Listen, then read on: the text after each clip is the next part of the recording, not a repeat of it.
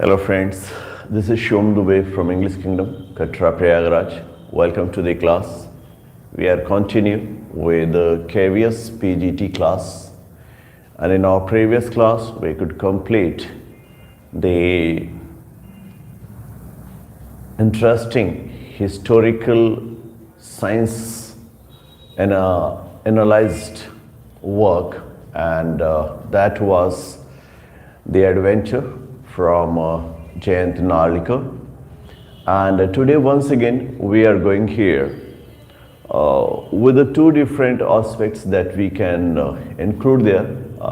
In the last one it was science and history, and this time it's going to be science and geography that we will put together during our learning, and we'd like to see how these things are going to happen.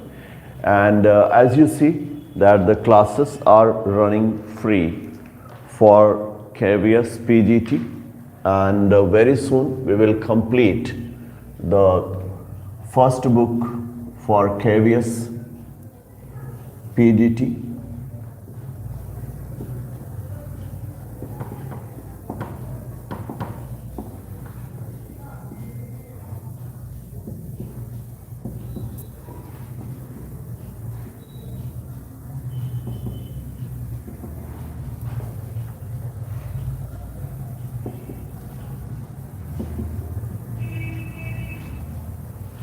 Okay, and we'll go with the next book. That will be actually the book from intermediate final year, and that will be helpful for those also that going to appear in the board exam. Before we move to the Silk Road by Nick Middleton, we have to move to the question session, where we would like to see your formal learning and that you have done actually from your previous classes. And after that we'll move to a short biographical record of Nick Middleton, and then we'll move to the story, and that's actually Silk Road, related to the journey of the writer to travel Himalayas or reaching to the peak of Himalayas. So that is the experience he had during his visit to this very holy place from the Hindus' point of view, if we see. And yes, from geographical it's really very important. And for many years back, if we go and we find that people have been all the time searching for the facts and searching for the information, and very soon they find themselves to be just mesmerized by the beauty of this world and the creation of this world as well. So here we will go with some of the questions that many a time I have asked as well in our classes, and daily routine that we go through is a question session. Definitely it's not the class time, but due to extreme cold here, we have to be very careful for all those who are preparing for their board exam and also for the exams like MP, PGT, that very soon we are going to start MP, PGT classes as well. And you will have to be very careful and take care of yourself and avoid this extreme cold that can cause some problems to you. So you need to be fit, physically and mentally both. Don't give more pressure, and don't be so much relaxed. You will have to make such a balance. So learning should be continued no matter when you study, and the continuity of learning is the key thing for any success. So that I think I should tell you, and you should, what I think you should follow it, that your learning should be continued. It's not important when you learn and how, but yes, exactly, this continuity is the important thing that you need to go through. Okay, so now it's a time for us to move to the question session, and here is the first question of the day. What's the name of the writer who wrote the story, The Portrait of Lady, based on the memories he had related to his grandmother. What's the name of the writer who wrote the story, The Portrait of Lady, based on the memories of his great grandmother? And we have the answer there on the screen. We receive it coming from Ganeshwar, and he is followed by Sachin, Kalpana, Subhash, Vinita, Neha. They have all answered it correct, and the right answer is Nartis, Devendra and Mamta. They have also answered it correct, to be Khushwant Singh. Okay, that's the right answer. Going with the next one. What's the name of the cousins of the poetess in the poem A Photograph? What's the names of the cousins of the poetess in the poem A Photograph?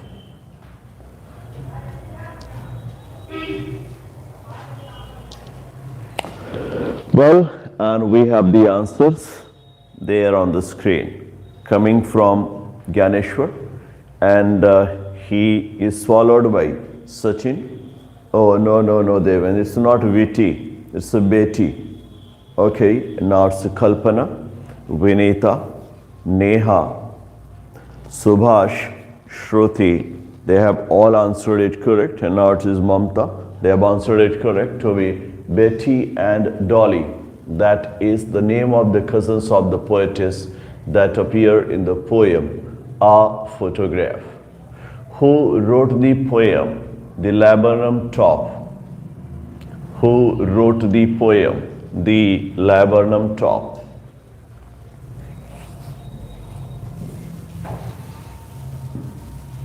Who wrote the poem The Laburnum Top? And we have the answers there on the screen. That starts with reply of Sachin, and he is followed by Ganeshwar, Kalpana, Devin, Subhash, Shruti, Neha, Mamta. They have all answered it correct, and not is Vinita, and that is Ted Hughes. Okay, going with the next. What's the name of the lady who becomes inspiration for the story, The Portrait of Lady? What's the name of the lady who becomes the inspiration for the story, The Portrait of Lady? You will have to tell the name of the lady who becomes the inspiration for the story, The Portrait of Lady. And we have the answer there on the screen. Coming from Ganeshwar is followed by Kalpana. Sachin name should be told, not relation. And no, Vinita, the question includes name. Okay, Subhash, Neha, they have answered it correct. And the name of the lady was Lakshmi Devi, and she was the grandmother of the narrator, of the writer, and she becomes the inspiration for the story. That was The Portrait of Lady. Okay, who wrote the story Discovering Tut, the saga continues? Who wrote the story Discovering Tut, saga continues?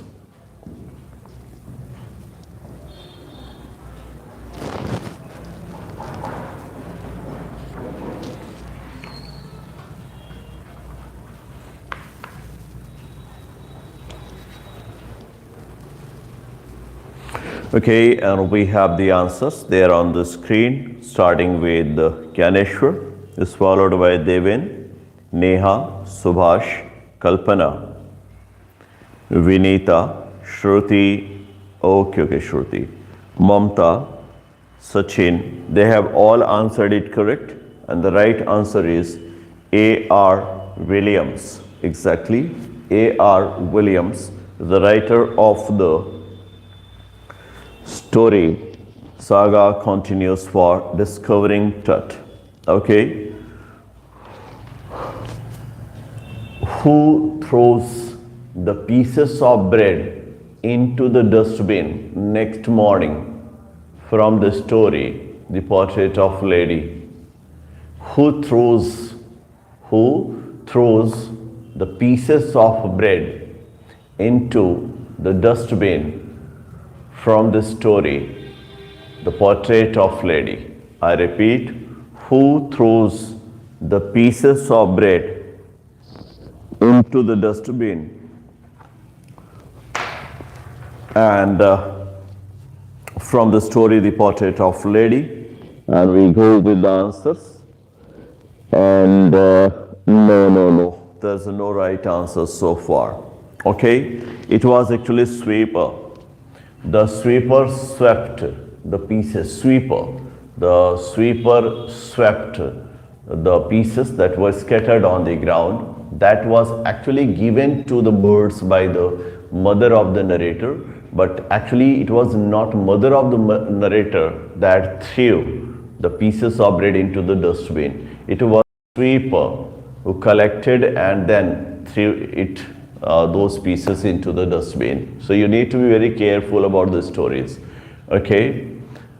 When did Howard Carter explore the mummy of Tut? When did Howard Carter explore the mummy of Tut? I repeat, when did Howard Carter explore the mummy of Tut? And we have the answer there on the screen. That starts with the reply of Sachin, followed by Gyaneshwar, Vinita, Kalpana, Deven, Mamta, Neha, Shruti, Subhash. They have all answered it correct. And the right answer is 1922. Exactly, in 1922, it was Howard Carter, who was actually the archaeologist from the British Museum. And he was there as a chief for the exploring the mummy of Tut in 1922. Okay, who tried to make Gangadhar Pant Gaitonde understand the consequence of Panipat battle? Who tried to make Gangadhar Pant understand the consequence of the Panipat battle in the story, The Adventure? Who tried to make Gangadhar Pant understand the consequence of the Panipat in the story, The Adventure?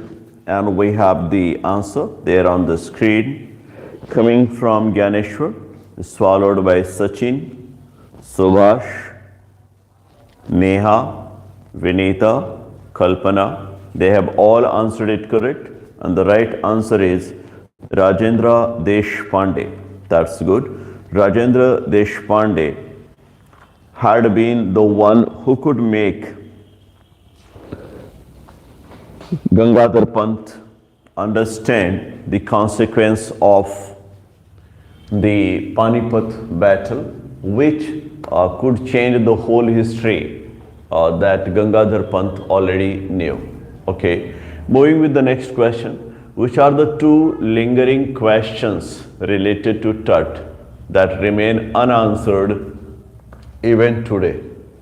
Which are the two lingering questions about Tut that remain unanswered even today? We know that there are some lingering questions related to Tut and that remain unanswered that you need to answer for that question. And we have the answers.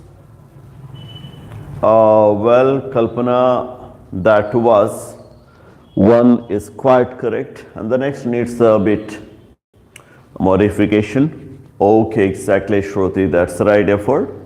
Well, it's no. The first question is not very accurate. The first one is how did he die, and the second was what was the age of his death, And well, exactly, Sachin. That's a good effort. Okay, no, Gyaneshwar, you have repeated the same question, beta, in different words. Okay, that's good one, Neha. Well, that's a good one. Okay, Subhash, I think it needs modifications. Exactly, Vinita, that's the right one. How he died and what was the age of his when he breathed last. That are the two lingering questions that even today need to be answered. Okay, now I'll move to the next. What's the name of the play from Shakespeare that has been discussed in the story The Adventure by Narlikar? What's the name of the play by Shakespeare that has been discussed in the story The Adventure by Narlikar? Okay, and we have the answer there on the screen. And it starts with the reply of Sachin, is followed by Kalpana, Neha, Gyaneshwar, Shruti, Mamta, Devin, Vinita, Subhash. They have all answered it correct. The right answer is Hamlet. Exactly, that's the Hamlet there on the screen from all of you. Which figure of speech has been used in the line? The Lebanon top is silent, quite still. The Lebanon top is silent, quite still. Which figure of speech has been used there in the line? I repeat, Lebanon top is silent, quite still. Which figure of speech has been used in the line? And we have the answer there from Gyaneshwar. That's not a very perfect one, Kalpana. And Sachin, Shruti, Vinita, Neha, they have answered it correct. And the right answer is personification. Exactly. Laburnum top is shown to be silent. And to be silent is the nature of human being. So that's how we can correlate it to be the personification, and laburnum top has been personified. Okay, going with the next. Who wrote the line? I am the poem of earth. I am the poem of earth. Who wrote the line? I am the poem of earth. Who wrote the line? I am the poem of earth. Who wrote the line? And we have the answer there on the screen. That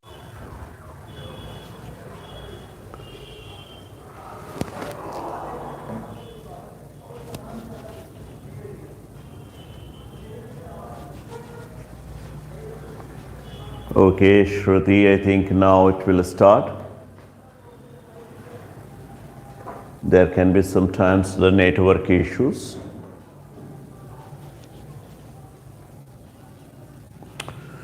Well, so the previous question was answered by Gyaneshwar, and he is followed by Sachin, Subhash, Vinita, and Neha. Okay, Sachin, Gyaneshwar. They win. They have all answered it correct, and the right answer is Walt Whitman, and that's the poem of Walt Whitman, Voice of Rain, that we see to have the line, I am the poem of earth. That has been. Going with the next question, and that would be the last as well. What's the name of the man who was going to Lahore in the Lahore and Peshawar in the story The Adventure by Jayant Narlikar? what's the name of the man who was going to Peshawar, Lahore from the story The Adventure by Jayant Narlikar, who was going there. And we have the answers there on the screen that we'll receive here, coming from Sachin, and he is followed by Gyaneshwar, Subhash, Supriya, Devin, Neha, Vinita. They have all answered it correct, and the right answer is it was Khan Sahib that was going from Bombay to Delhi, then to Lahore and Peshawar.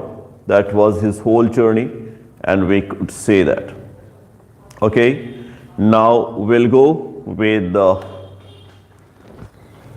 short biographical record of Nick Middleton, and he is a British physical geographer. Nick Middleton is a British physical geographer, and he was born in 1960.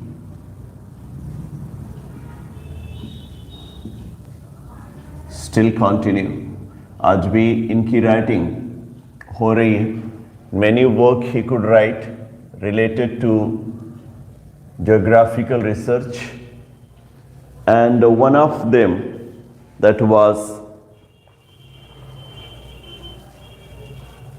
extremes along the Silk Road.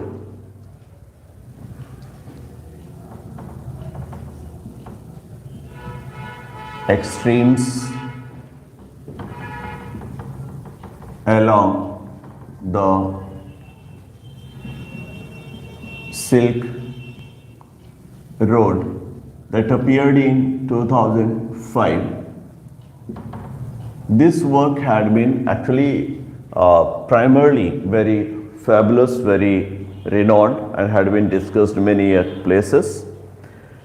इस work को publish करने का काम किया था London में John मरे ने. It was published by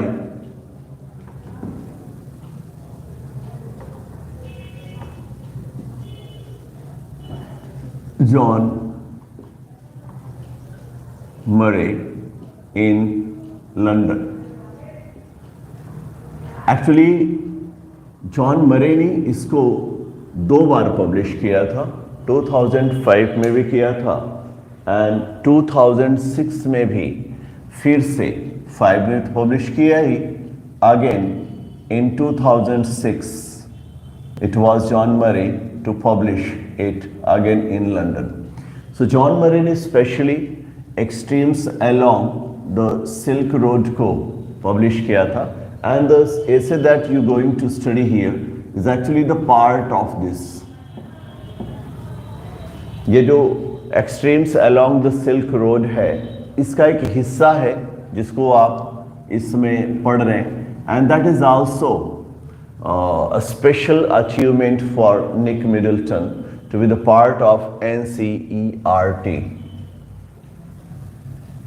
He had been the part of NCERT here and being taught to the world about his records. He had been writing travelogue, और अभी तक के रिकॉर्ड्स के अकॉर्डिंग निक मिडल्टन ने कम से कम 70 कंट्रीज को ट्रेवल किया है. ट्रेवल 70 कंट्रीज, यह भी अपने आप में एक रिकॉर्ड है. 70 कंट्रीज को ट्रेवल करने का एक कारनामा इन्होंने किया था. और जैसे मैंने आपको कहा कि स्पेशली गोइंग टू एक्सट्रीम, इनका एक टेलीविज़न वर्जन भी है चैनल 4 पर. Going to extreme is actually television channel, and then he discussed it on channel 4th. Channel 4th, he discussed it.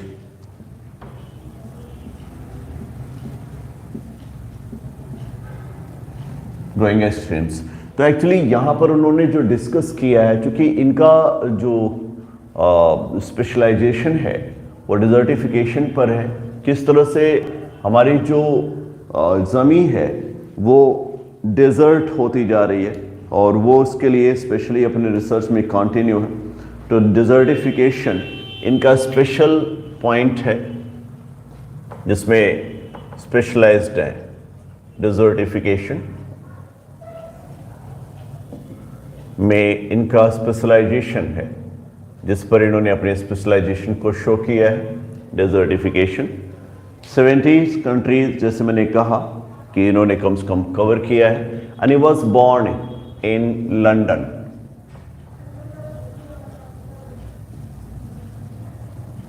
Born in London. So is a British, as I told you, British physical geographer, जिनके adventures और इनकी thesis writing की वजह से he has been the part of our classes for there. He is actually supernumerary fellow of Saint Anne's college, Saint Anne's college, Oxford. Saint Anne's college Oxford में he is supernumerary fellow.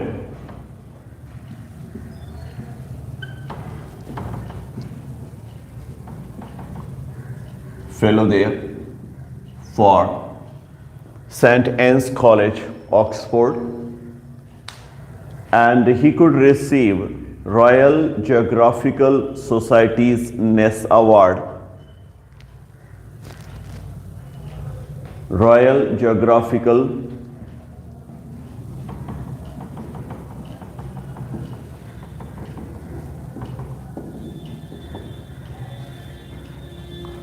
Society's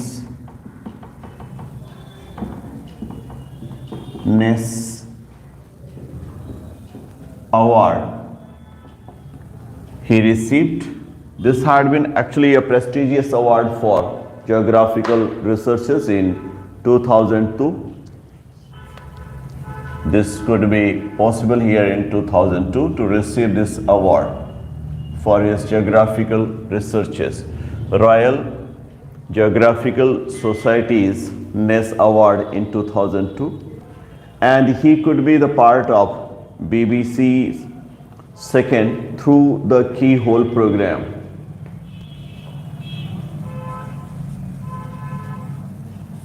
Through the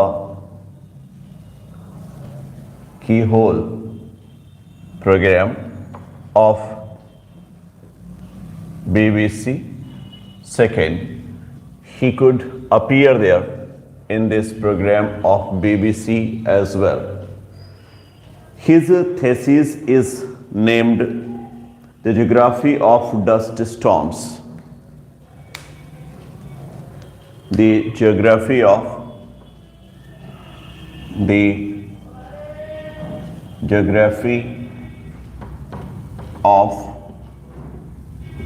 dust storm. This had been his thesis.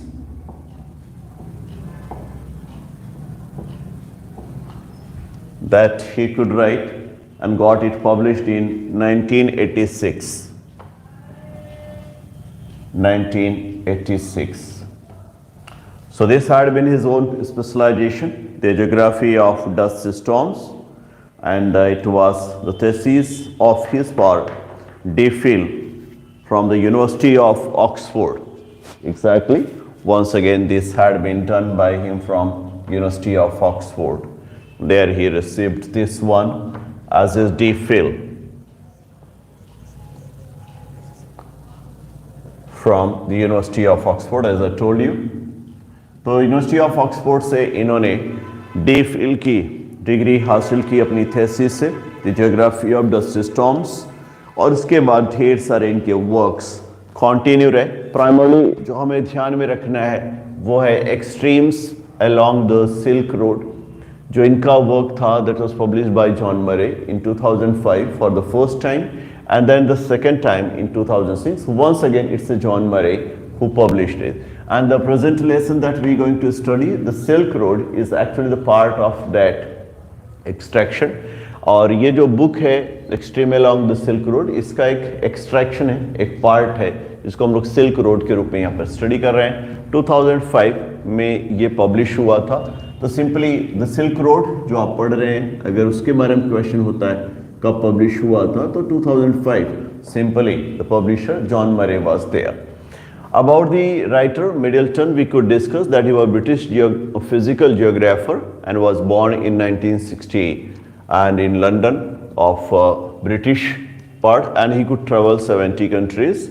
His work going to extremes, that is a channel discussion, and channel 4th has been actually his part of discussions, and we see that he had been a supernumerary fellow for St. Anne's College, Oxford, and he could receive Royal Geographical Society's Ness Award in 2002. And here we see that he could appear through the Keyhole BBC program second and received D.Phil on the topic, the thesis, Geography of Dust Storms in 1986. So this was actually the short information from the author that we needed to go through before we start his essay, and that is Silk Road. I always say when we study a lesson, we need to keep noticing the points that are relevant and that are important. So get ready for going with this one. Yes, Silk Road actually writer की एक journey है जिसमें वो हिमालयास को travel करने के लिए जाते हैं, and how he goes through it and what had been the incidents that he came across, that has been discussed by him throughout the story. That's very interesting. You know, geography वैसे भी बहुत interesting होती है अगर आप उसको पढ़ते हैं तो, और क्योंकि सबसे बड़ी साइंस तो ज्योग्राफी ही है, क्योंकि geography tells us about how do we come to existence and how can we survive here for a long time. तो सारे साइंस तो मुझे लगता है ज्योग्राफी के आगे पीछे ही घूमते रहते हैं। तो ये एक्चुअली इंटरेस्टिंग होगा क्योंकि हम लोग बहुत कुछ जानने की कोशिश करते हैं ज्योग्राफी के बारे में। तो चलिए शुरू करते हैं इस टेक्स्ट को, the silk road, and you will have to be continue with noticing down. A flawless half moon floated in a perfect blue sky on the morning we said our goodbyes. Okay, possible ये morning की setting है, early morning we can say. इस story की जो शुरुआत हो रही है वो अर्ली मॉर्निंग की स्टोरी है, जहाँ पर ब्लू स्काई में, नीले आसमां की दुनिया में चमकता हुआ चांद, मून दिखाते हुए शुरुआत होती है। That is the starting point. Flawless half moon floated, half moon float करता हुआ, तैरता हुआ in the perfect blue sky, पूरी तरह से नीला दिखने वाला आसमां है, ऑन द मॉर्निंग जो शुरुआत में है। We said our goodbyes, हमने एक दूसरे को अपना गुड बाय कहा, अपने ओर से अलविदा एक दूसरे को कहा। Extended banks of cloud like long French leaves lobes globed pink on this as the sun emerged to splash the distant mountain tops with a rose tinted blush. Extended bank of clouds, ऐसा लग ही नहीं रहा था कि यहाँ पर clouds का जो बैंक है, बादलों का जो किनारा है, उसका कहीं कोई अंत है। ऐसा लगता था जैसे ये बादलों का जो किनारा है वो एक्सटेंड होता चला जा रहा है, एक्सटेंड होता जा रहा है। कैसे एक्सटेंड हो रहा है? जैसे like long French lobes, French lobe से निक ने इसको कंपेयर कराया है। फ्रांस में मिलने वाली जो लोब्स होती हैं उनसे इन्होंने इसको कंपेयर कराया है। फ्रेंच लोब्स को उन्होंने क्लाउड से कंपेयर कराया है। ऐसा लगता है कि ये क्लाउड्स नहीं बल्कि फ्रांस की लॉन्ग लोब्स हैं। ग्लोब्ड पिंक, बिल्कुल पिंक की तरह ये चमक रहे हैं। एज द सन एमर्ज्ड, जैसे जैसे सूरज एमर्ज कर रहा है, बाहर निकल रहा है, to splash the distant mountain tops, ताकि वो डिस्टेंट माउंटेन टॉप, दूर दराज के जो माउंटेन टॉप्स हैं उनको स्प्लैश कर सकें, उनको चमका सकें अपनी रोशनी से। And with a rose tinted blush, और ऐसा लगता है जैसे कि रोज गुलाब के चिट्टे पड़े हुए ब्लश है, हल्की सी शर्माहट है इन बादलों में, हल्की शर्माहट है in mountain tops. Mountain tops में क्यों शर्माहट है समझने की कोशिश करो, क्योंकि वो स्नो से कवर्ड होते हैं मोस्ट ऑफ द टाइम, और जब सूरज की किरणें निकलती हैं तो शुरुआत में उनकी जो किरणें होती हैं ना गुलाबी सी दिखती हैं, है ना, हल्की सी। तो वो गुलाबी रोशनी की ही बात इन्होंने यहाँ पर किया है कि जब वो पड़ना शुरू कर देती है तो जो आसमां में बादल हैं वो भी हल्के हल्के गुलाबी दिखने लगते हैं, और जब ये रोशनी पर्वतों के ऊपर पड़ती है तो वह भी गुलाबी चमकने लगती है। Now that we were living रावू लहामो, ओके, रावू लहामो ये जगह है जहां से स्टोरी की शुरुआत हो रही है। Lhamo said as we were, okay, Lahamo is actually character. See, Ravu is a place. Lahamo is a character. Okay. Lahamo said she wanted to give me a farewell present. Lahamo ने कहा कि वो चाहती हैं कि हमें कुछ फेयरवेल प्रेजेंट दें। हम लोग अलग हो रहे थे तो कुछ गिफ्ट देने की बात सोची उन्होंने। Present, one evening I had told her through Daniel that I was heading towards Mount Kailash to complete the Quora.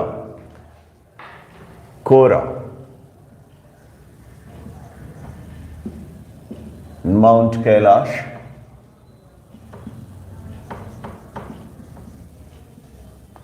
and Daniel. The three peak points that you need to notice. कहा one evening, एक शाम को, I had told her through Daniel, मैंने ये बात Daniel से कहलाया था, that I was heading towards Mount Kailash, कि मैं माउंट कैलाश की तरफ जा रहा हूँ, माउंटेन कैलाश की तरफ जा रहा हूँ, to complete the कोरा, अपने कोरा को, अपने विजिट को, अपने ट्रेवल को कंप्लीट करने के लिए। And she had said that I ought to get some warmer clothes. और नेचुरल है, जैसा होता रहा है कि केयर करना, लहामो ने हमको कहा कि हम अपने लिए कुछ गर्म कपड़े भी रखें। After ducking back into her tent, she emerged carrying one of the long-sleeved sheepskin coat. अपने टेंट में जाने के बाद वो अपने साथ एक लंबी कोट लेकर आती हैं जिसमें लंबे लंबे स्लीव्स हैं और शीप स्किन कोट है। शीप के जो रोवे होते हैं काफ़ी गर्म माने जाते हैं और ठंडक से बचाने में मदद करते हैं। तो शीप के स्किन से बना हुआ जो कोट था वो कोट लेकर के आती हैं। एंड ऑल द मेन वोर, जिसको हर किसी को पहनना था, मीन्स ये जो लहामो है वो उनके लिए, नरेटर के लिए शीप स्किन कोट लेकर आती हैं ताकि कैलाश के ठंडक वाले वातावरण में वो अपने आप को रोक सकें। Satan sized me up as we clambered into his car. Satan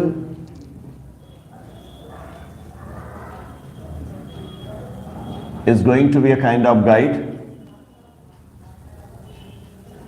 with the narrator. उसने हम लोगों को कार की ओर दिशा दिखाया. Ah yes, he declared. Sorry. Drokaba saw. उसने कहा कि Drokaba. It's some rural language of that.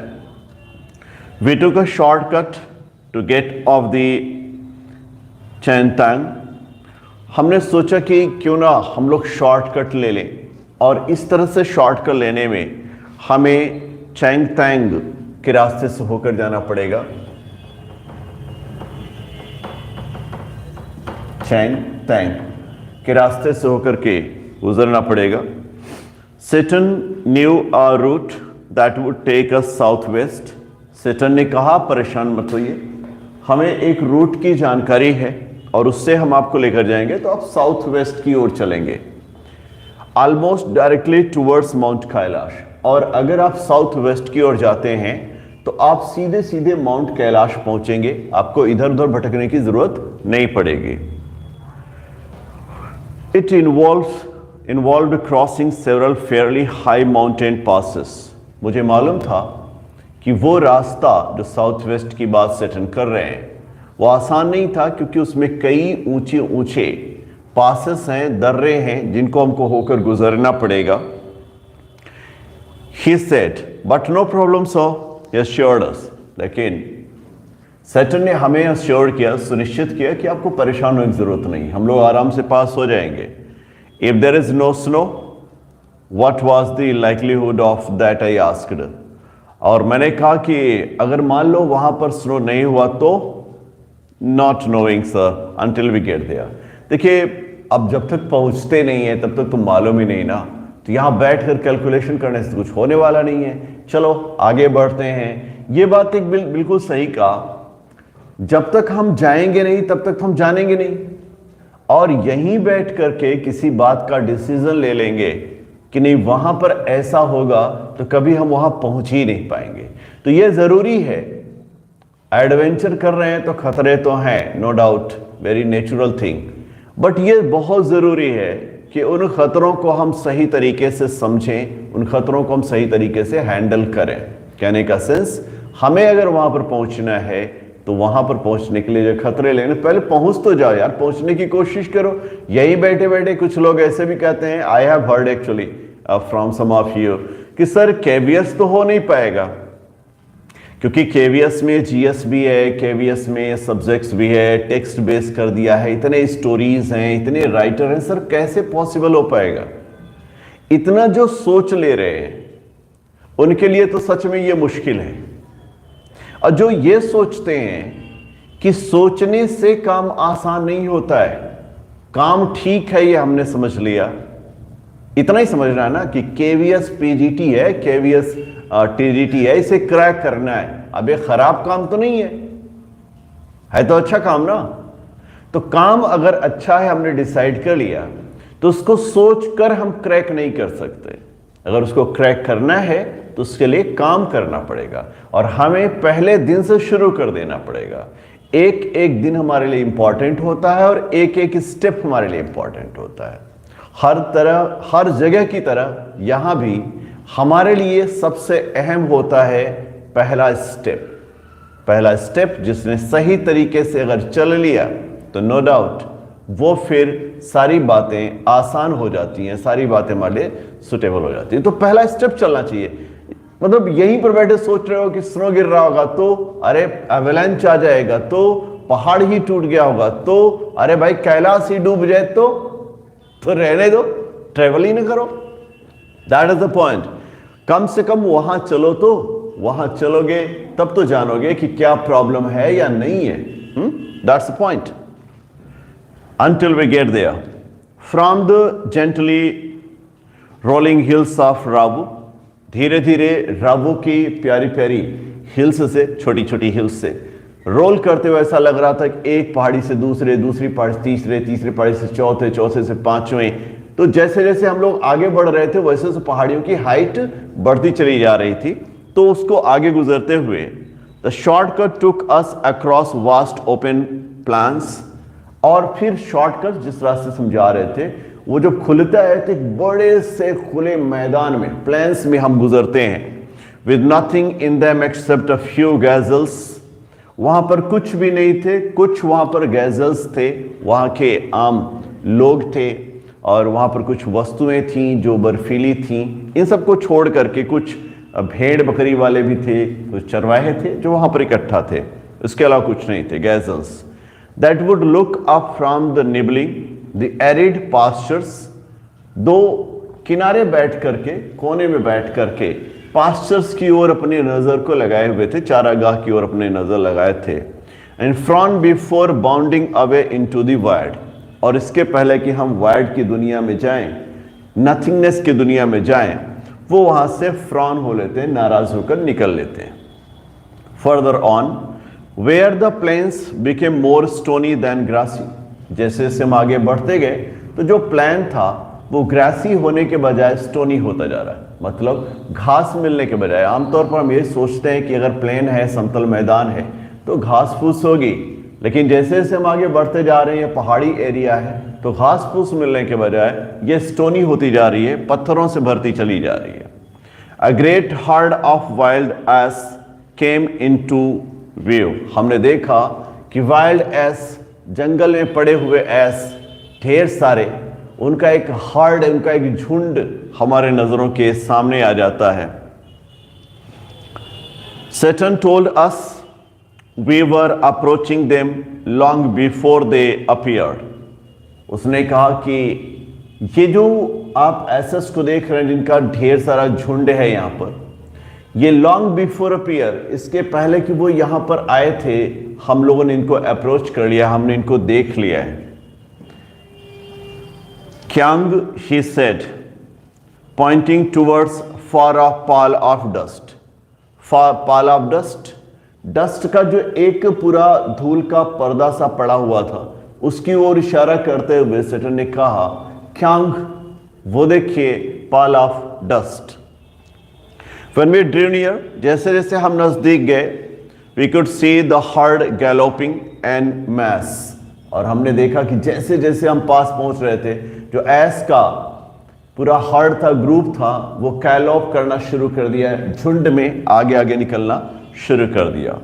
Wheeling and turning in tight formation, वो व्हील की तरह चल रहे थे जैसे कि कोई पहिए को लेकर चल रहा है, और अपना एक टाइट फॉर्मेशन किया था, एक अच्छा मजबूत संगठन उन्होंने बना रखा था, जोड़ रखा था, tight formation. As if they were practising manoeuvres on some pre determined course, ऐसा लग रहा था जैसे कि किस तरह से शक्तियों को काबू में लाया जाता है, उसकी प्रैक्टिस से कर रहे हो, इसके पहले कि ये दुनिया का निर्माण हुआ हो, ये दुनिया का सोच हुआ हो। तो वो कोशिश कर रहे थे शक्ति और सामर्थ्य को कंट्रोल करने की। Pre determined course. Plumes of dust billowed into the crisp clean air. अब चूंकि वो दौड़ दिए थे और वहां पर स्नो गिरी हुई थी, तो दौड़ने की वजह से जो स्नो था, बर्फ था, वो धूल का शक्ल ले लिया, और धूल का शक्ल लेकर के पूरे हवा में उड़ना शुरू कर दिया। क्लीन एयर, साफ सुथरे हवा में ये क्रिस्प छोटे छोटे डस्ट, धूल के कण तैरते मंडराते नजर आए। As hills started to push up once more from the rocky wilderness, आगे जैसे गए तो फिर से हिल्स पुश अप हुई, थोड़ी ऊपर उठी, नेचुरल है, जैसे जैसे हम आगे जाएंगे वैसे वैसे वो ऊपर उठती जाएंगी, थोड़ी और ऊपर उठी। फ्रॉम द रॉकी वाइल्डरनेस, उनके पत्थरों के वाइल्डरनेस से, पत्थरों के दुनिया से। We passed solitary drokpas tending their flocks, वहां पर हमने देखा कि वहां पर हमें ड्रोकबास मिल रहे हैं, एक तरह के शेफर्ड होते हैं जो अपने शीप को टेंड कर रहे थे, चरा रहे थे। वहां पर ड्रोकबास को देखते हुए हम आगे बढ़े। समटाइम्स मेन समटाइम्स वीमेन, यहां पर ड्रोकबास के रूप में कभी हमें मैन मिल रहे थे तो कभी हमें वीमेन मिल रही थी, पुरुष और स्त्री दोनों, कोई भी शेफर्ड और शेफर्डेस वहां पर मिल रहे थे। These well wrapped figure would pause, ये वेल रैप्ड फिगर थे, अच्छे खासे मोटे कपड़े पहने हुए, क्योंकि ठंडक पड़ती रहती है लगातार, तो उन्होंने अपने आप को उसमें लपेट रखा है। स्टेयर एट आवर कार, हमारी जो कार जा रही थी बर्फीले जगहों से, उसको घूर कर वो देख रहे थे। Occasionally waving as we pass, कभी कभी तो ऐसा भी होता था जब लोग गुजर रहे हैं तो हाथ हिला देते थे कि आप लोग जा रहे हो, ठीक से जाना। When the track took us close to their animals, जैसे ही हमारा ट्रैक, हमारा रास्ता उनके एनिमल्स के पास में पहुंचता था, the sheep would take evasive action, तो जो sheep होती थी बिल्कुल अचानक वाला अपना कार्य करती थी, veering away from the speeding vehicle, ताकि अपने आप को बढ़ते हुए इस व्हीकल से दूर कर सके, वेयर कर सके। We passed nomads dark tents, हमें ऐसा लगा कि हम वहां से नोमैड के डार्क टेंट को भी गुजर रहे हैं।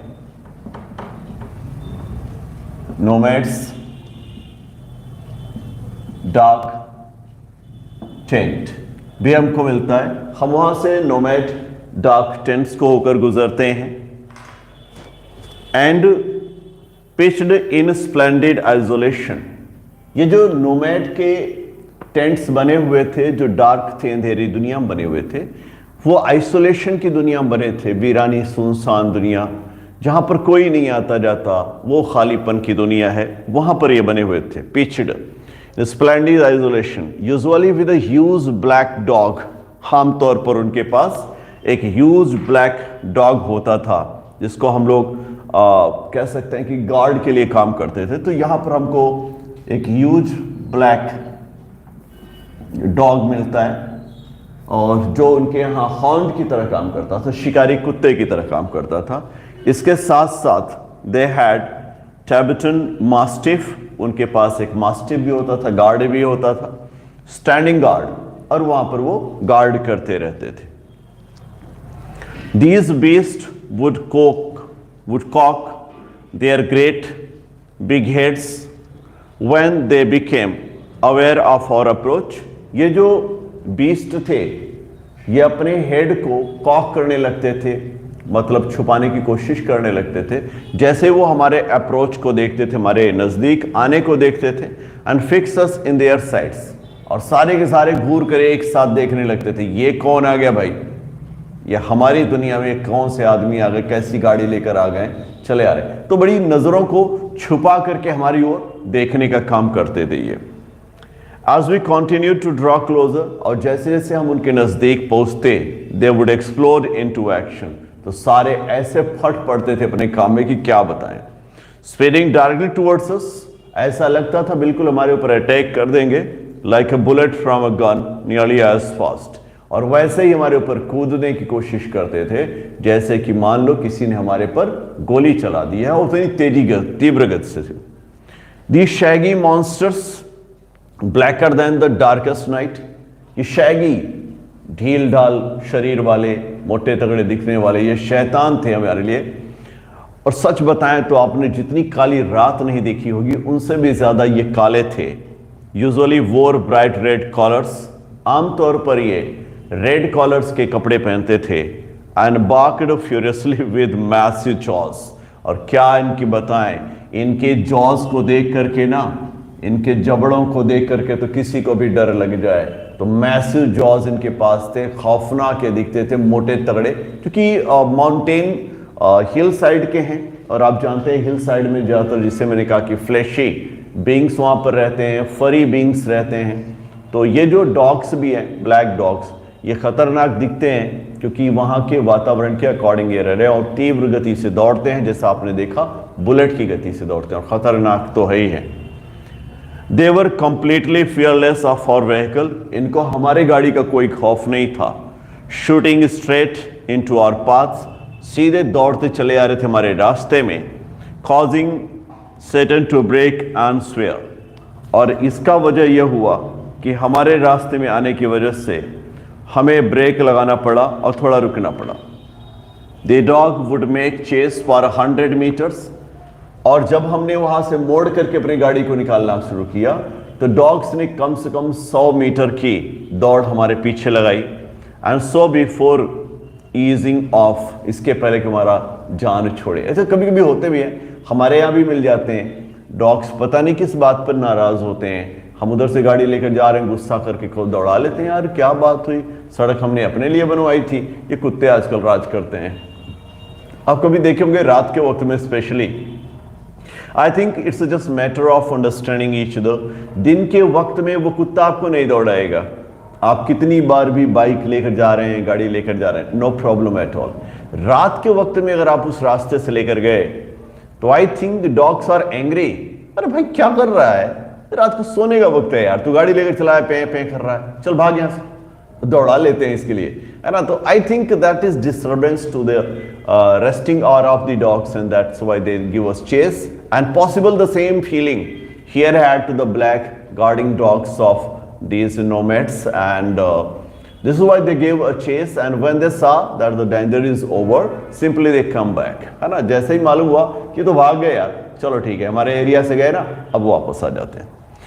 Having seen us off the property, उन्होंने देख लिया कि हम उनकी दुनिया से बाहर हो गए। It wasn't difficult to understand why ferocious Tibetan Mastiffs became popular in China's imperial courts as hunting dogs. अब समझ में आ रहा था। It wasn't difficult to understand. ये समझना अब difficult नहीं था, समझना ये मुश्किल नहीं था।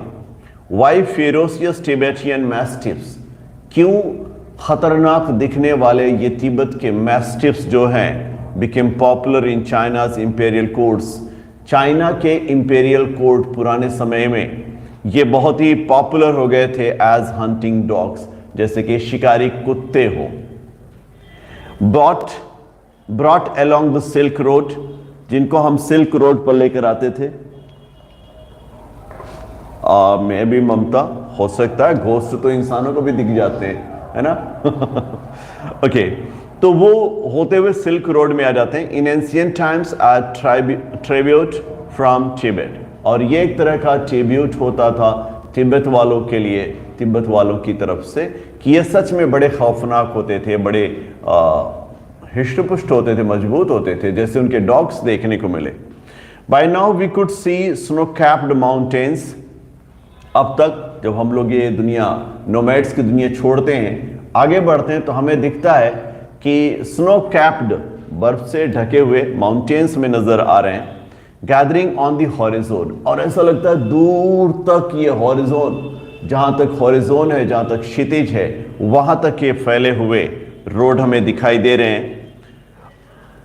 We entered a valley where the river was wide, हम वहां से होते हुए एक वैली की दुनिया में जाते हैं, एक वादी की दुनिया में जाते हैं, जो जाकर के वाइड रिवर की दुनिया में खुलती है, चौड़ी फैली हुई नदी होती है, and mostly clogged with ice. और ऐसा लगता था इस वैली में भी ऑलमोस्ट हर जगह पर क्लॉग्ड विद आइस, बर्फ के टुकड़े गिरे हैं जो रोक रहे हैं। Brilliant white and glittering in the sunshine, और सच बताया ना कि ये जो वाइटनेस दिख रही थी इनकी, ब्रिलियंट थी, शानदार थी, और ऐसा लग रहा था जैसे कि सूरज की किरणों में ये चमक रहे हों।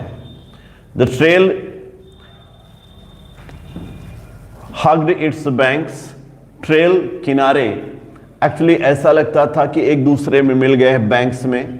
ट्विस्टिंग विद मेंडर्स, और अपने मेंडर्स के साथ वो ट्विस्ट कर रहे हैं, मुड़ रहे हैं। As we gradually gained height, जैसे जैसे हम हाइट की दुनिया में जा रहे थे, ऊपर उठ रहे थे। And the valley sides closed in, और धीरे धीरे वैली की साइड्स जो है वो पतली होती जा रही, मतलब हम ऊपर उठ रहे हैं तो जैसे जैसे हम ऊपर जा रहे हैं वैसे वैसे वैली जो है पतली होती चली जा रही है, और ऐसा लग रहा है कि वैली धीरे धीरे क्लोज हो रही है, बंद हो रही है। Closed in, the turns became sharper and ride bumpier. अब हमारे लिए जो क्लोज थे वैली के, वो धीरे धीरे शार्प होते जा रहे हैं और पतले होते जा रहे हैं और बम्पियर हो जा रहे हैं। अक्सर करके बम्प करना पड़ता है, उछलना पड़ जाता है। Saturn now in third gear as we continue to climb, Saturn ने अब अपने गाड़ी को थर्ड गियर में कर लिया, हम आगे बढ़ते चले जा रहे हैं। The track moved away from the icy river, अब धीरे धीरे बर्फीली नदियों से दूर हमारा ट्रैक होता जा रहा था। Labouring through the steeper slopes, steep ढालदार जो स्लोप्स होती थी, ढाल होती थी, उधर हम मेहनत करते हुए आगे बढ़ रहे थे। That spotted big rocks daubed with patches of bright orange लीशन।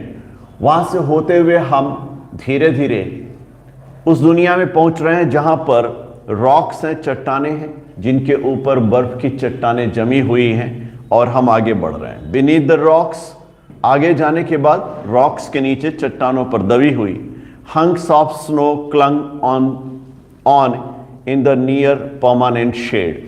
और सच बताएं, वैसे तो ये पहाड़ है, रॉक है, चट्टानें हैं, लेकिन स्नो इतना गिर गया है और स्नो ने ऐसे कवर कर रखा है चट्टान को ना, कैसा लगता है जैसे इसने परमानेंट रूप से, नियमित रूप से, स्थायी रूप से इसने अपना जगह यहां पर बना लिया है, कब्जा कर लिया है। Beneath the rocks, hunks of snows clung on in the near permanent shade. I felt the pressure building up in my ears. धीरे धीरे जैसे जैसे मैं आगे बढ़ रहा था, ऊंचाई बढ़ती जा रही है, तो अब मुझे एक तरह के प्रेशर का एहसास हो रहा था। मुझे ऐसा लगा मेरे कान पर, ईयर पर दबाव पड़ रहा है। हेल्ड माई नोज, ऐसा लग रहा है मेरी नाक भी अब बंद होने को है, जाम होने को है। स्नॉटेड एंड क्लियर देम, तो क्या करूं, कोशिश किया स्नॉट करूं, गुर्राटे मारूं, और नाक को दो चार हाथ मारा होगा, जैसे हम लोग कभी कभी करते हैं ना, जुकाम आती तो इधर रगड़ते हैं, इधर रगड़ते हैं, कुछ तो इधर रगड़ के काम कर लेते हैं, और नहीं होता तो एक दो हाथ इधर लगा लेते हैं। हाँ, लगा लिया करो, कोई नाक आपकी है, अगर जाम हो रही तो दो चार हाथ ऐसे मार लिया करो, है ना, तो नाक खुल जाएगी। एग्जैक्टली, स्नॉटेड, कोशिश किया गुर्राने की, गरारने की, और नाक को क्लियर करने की, नहीं तो ना सुनाई देगा ना सांस ले पाएंगे। कोशिश कर रहे थे कि साफ करें। Snot and clear them. We struggled round another tight bend, फिर से हमें एक बड़ी सख्त बेंड से होकर के गुजरना था, मुश्किल हो रहा था। एंड सेटन स्टॉप्ड, सेटन ने कहा भाई यहां से तो निकलना थोड़ा मुश्किल लग रहा है, रुक जाता है।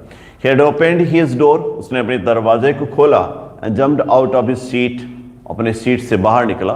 Before I realized what was going on, इसके पहले कि मैं ये बात रियलाइज कर पाऊं कि एक्चुअल में क्या हो रहा है, सेटन ने सारा काम कर लिया, गाड़ी रोका, गाड़ी से बाहर निकल कर आया और कहता है, Snow, said Daniel as he too exited the vehicle. उसने भी व्हीकल को छोड़ दिया, वो भी व्हीकल से एग्जिट हो गया, बाहर निकल आया, और डैनियल ने कहा कि स्नो गिर रहा है, letting in a breath of cold air as he did so. और साथ साथ जैसे उसने बताया, मुझे तो और ठंडक लग रही है, ठंडी हवा का एहसास हो रहा है।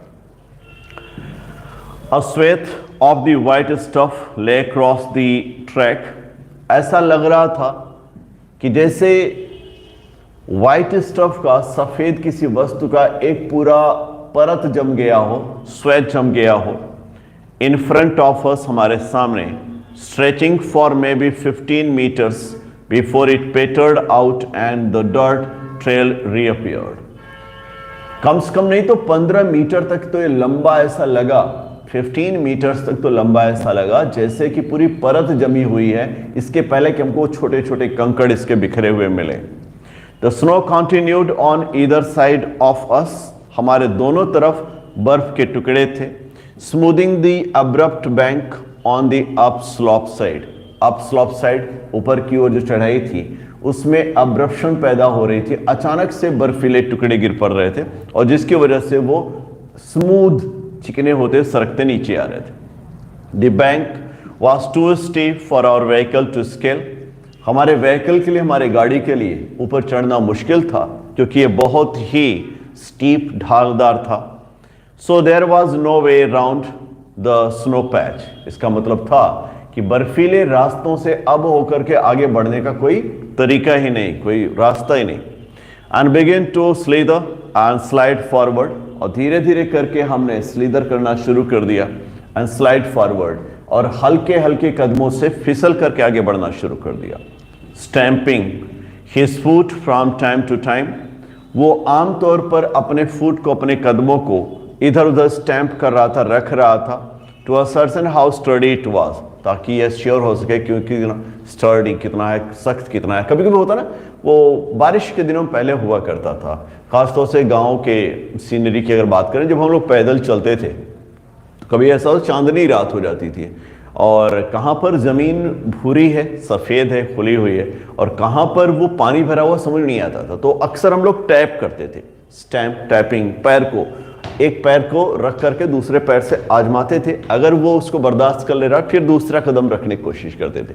तो बर्फीली दुनिया है और सैटर्न को ये बात मालूम थी कि अगर ऐसा हम लोग नहीं करते हैं तो there would be some problem.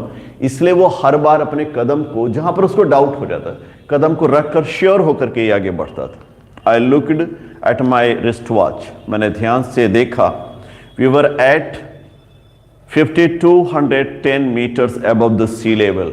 हमारी हाइट इस समय थी 5210 metre above the sea level. सागर की सतह से इस समय हम लगभग 5210 मीटर ऊपर थे। आप इमेजिन करो 5210 मीटर के बारे में, कितनी हाइट होगी 5210 मीटर। हम ऊपर थे सी लेवल से।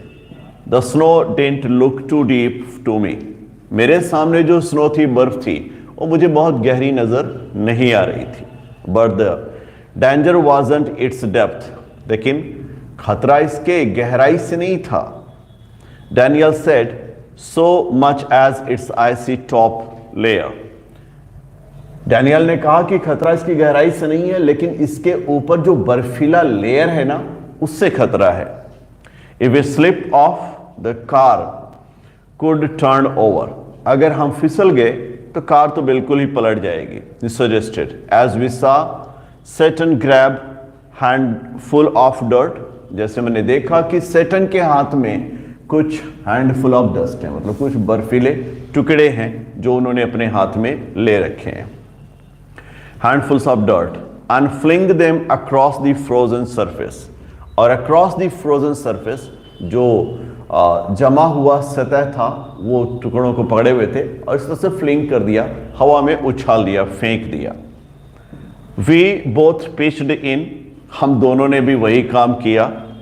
And when the snow was spread with soil, जो हमने देखा कि बर्फ के टुकड़े जमीन पर फैले हुए थे, Daniel and I stayed out of the vehicle to lighten Saturn's load, ताकि हम लोग लाइट दिखा सकें रास्ते के लिए जब सैटर्न अपनी गाड़ी को आगे बढ़ाने की कोशिश कर रहा था। He backed up and drove towards the dirty snow.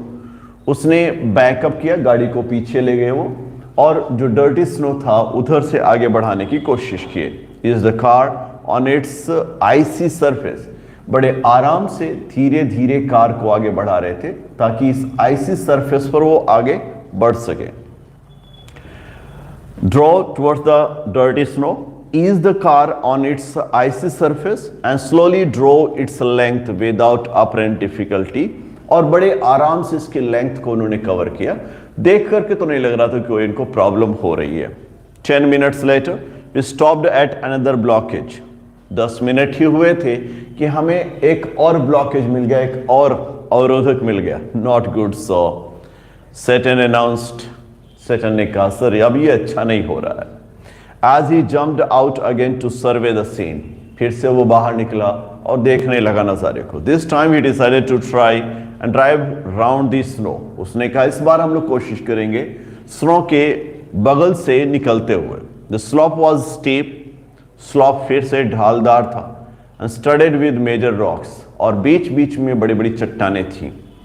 But somehow Saturn negotiated them। किसी तरह से सैटर्न ने उनको सॉल्व किया। His four-wheel drive vehicle lurching from one obstacle to the next। उसका 4 पहिए वाला ये जो गाड़ी था, कार था, एक मुसीबत से निकलता तो दूसरी मुसीबत में जाकर फंस जाता। In so doing he cut off one of hairpin bends। उसमें से एक का तो हार्पिन बैंड भी उसका कट हो गया, टूट गया।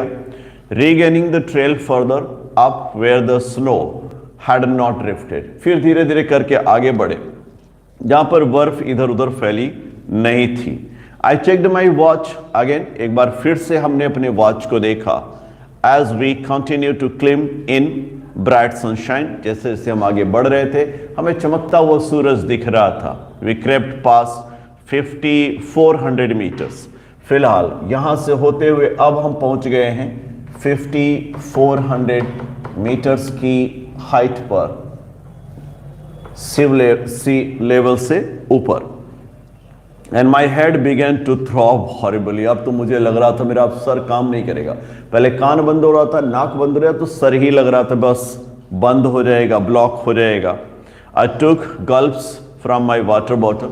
मैंने कुछ गर्म पानी रखा था, उसका गरारा किया, निकला. Which supposed to help a rapid ascent.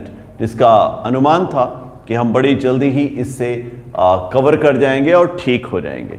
No doubt अभी बहुत कुछ है इस स्टोरी में जो हम लोगों को पढ़ना है, लेकिन आज हम लोग क्लास को यहीं रोक ले रहे हैं. Next day will continue with the rest of the part and will try to complete that lesson as well. That's all from me. Thanks a lot for watching. Keep watching, keep learning, and keep working hard. Thank you very much.